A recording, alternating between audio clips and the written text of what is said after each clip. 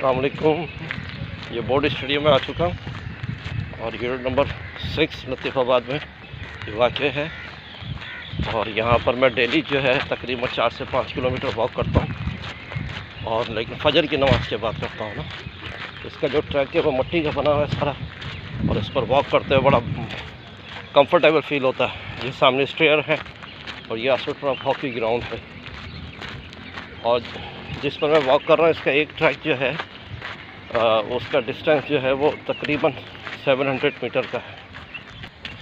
ये इस ट्रैक के साथ साथ ये देखें ग्रीनरी है और लोग भी वॉक कर रहे हैं। ये सामने शायद आपको ये ट्रैक नज़र आ रहा हो, ये सारा मिट्टी का है। सुबह का टाइम बड़ा कंफर्टेबल है।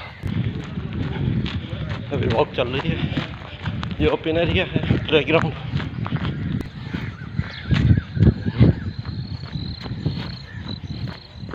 रनिंग करता है।